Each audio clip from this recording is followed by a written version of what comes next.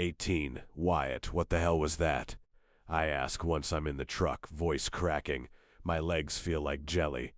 I only had one glass of whiskey, but I'm not sure I can drive right now.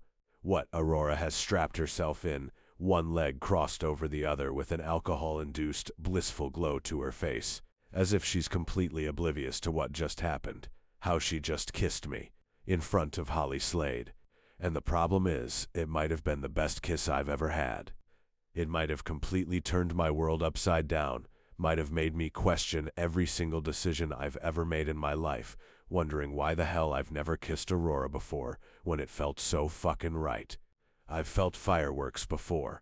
I know what a good kiss is like, but that was something else. That was 1,000 shooting stars racing through my body, lighting up every single inch of me. My whole body was on fire. If she hadn't pulled away, I would have let it carry on, tasting as much of her strawberry lip gloss as possible. Would have let the heat of her touch devour me. I would have spun us around and pressed her against the bar. No fucks given about who was watching, as the feel of her body dragged me into oblivion.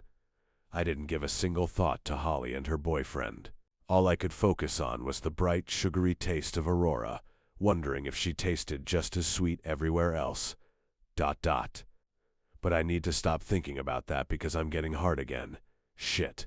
How am I supposed to suppress my stupid feelings now? I'm in goddamn trouble. I can't quite get any words out at first, sputtering.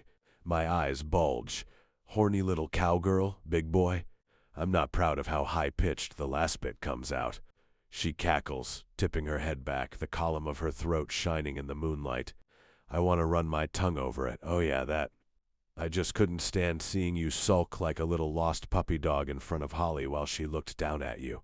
In the 2 seconds, my brain wasn't spinning from shock. I'd guessed Sawyer and Wolfman had put her up to it, but she was the one who just decided to do that. She cares enough about me to try to make me feel better in front of Holly. Warmth climbs into my chest. Wait, so you were doing something nice for me? Jesus, how much have you drunk? I smirk and start up the truck, hoping the chug of the engine might overpower the sound of blood rushing in my ears. Enough that I'll feel it tomorrow? She flashes me a playful grin, which I struggle to pull away from. The way she bites down on her soft pink lip afterwards makes me want another taste, and to find out what her mouth would feel like on the rest of my body. But I shouldn't be imagining that. I shake my head as we drive away from the bar. I don't know what to say, because I want you so badly. Right now doesn't seem appropriate. So, I settle for, well, thank you. Don't mention it. Aurora waves me off, closing her eyes and snuggling into the seat. Cheeks all rosy, she looks so sweet and innocent, even though she tried to stick her tongue down my throat and slapped my ass not 5 minutes ago. Always happy to help out a friend. The word hits me like a ton of bricks. Friend, that's what I am to Aurora. Just a friend. My stomach bottoms out, an impossible heaviness kindling where my heart sits. Of course I'm just a friend. That's why she just pretended to be my girlfriend and kissed me. That wasn't real. She's not looking for anything more. She's still hurting from her ex, and I didn't think I cared. At least that's what I've been trying to convince myself. But as I drive the truck along the road, knuckles whitening from how hard I'm gripping the wheel, I can't help but glance over to where she's gazing serenely out at the passing hills and fields, looking so goddamn beautiful. It's Aurora Jones, the wildfire of a woman who came to destroy my dreams. But now I'm afraid she might be here to set them ablaze and bring them to life instead. No, I need to snap out of this. It's just because I'm worked up from seeing Holly and because I've been going through a dry spell for the last year. I'd be feeling this way about anything touching me that wasn't my hand. Right, besides, I can't fuck up whatever we are. The dynamic we have right now works while we're friends, working on the retreat together. It means Aurora stays, and so does the ranch. As long as she's here, the ranch doesn't get sold. I can't risk all that based on one kiss. Nothing lasts forever, and I don't need another woman leaving me to remind me of that. That's why I got my Icarus tattooed, to remind me to not get carried away and fly too close to the sun. And with the way Aurora's always brightening up my days, I'm worried I've already let myself soar too high. My phone chimes, filling the silence and making us both start. Taking one hand off the wheel, I fish my phone from my back pocket, taking a quick glance at the screen. After Aurora's little stunt, I'm expecting plenty of messages from the guys. It wouldn't surprise me if they took pictures. A small part of me kind of hopes they did because then I could look at them again later. But before I can check, Aurora lunges and snatches the phone from my hand. Oh no, eyes on the road, Hensley? I shoot a scowl at her and make a futile attempt to get my phone back, but the way she's grinning at me, laugh chiming like silver bells, melts away any disdain. I huff and struggle against my responding smile as I overemphasize placing my hand back on the wheel. From the corner of my eye, I can see the screen lighting. Up Aurora's face, her long eyelashes casting shadows over the apples of her cheeks. Ooh, you've got a text from Holly. Really? My body tenses. Want me to read it? Aurora offers, voice laced with mischief. I shoot her a narrowed look. Only if you don't reply and call her Polly again. Aurora throws her head back in a fit of laughter, which elicits even a chuckle from me. I swear every emotion is doubled in Aurora. If something is funny, she's cackling. If something makes her happy, her smile is brighter than the morning sun. It makes me feel like I've been missing out on life sometimes. The password is 031570. Aurora taps away. Someone's birthday? Mom's. Mine is November 7th. I knew you were a Scorpio, so brooding and mysterious. I haven't a clue what she's on about, but the way Aurora's voice deepens in a sultry way when she says brooding and mysterious is far too sexy. Okay, it says, "Was so good to see you tonight. Best of luck with your new friend." Oh my God, new friend, that's so funny. I'm dying, but I'm also so proud because clearly we riled her up.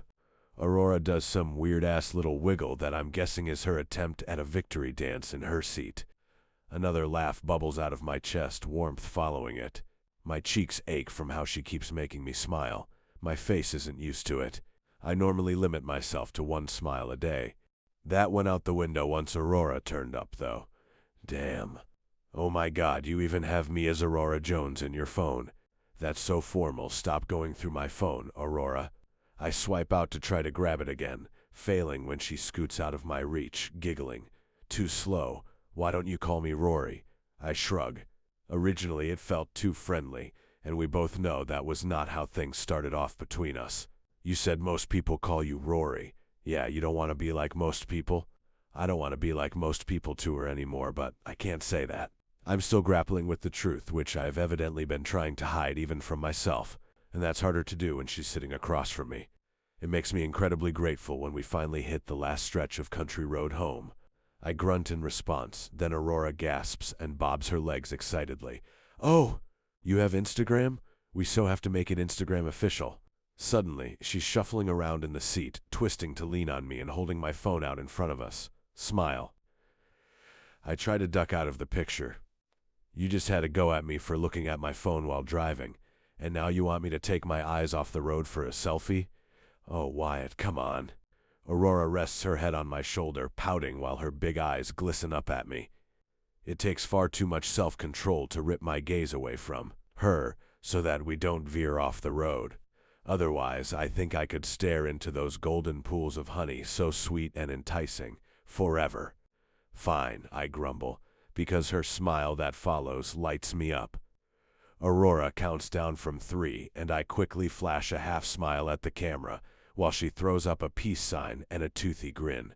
Giggling to herself, Aurora slides back into her seat properly, my body sagging from the loss of contact.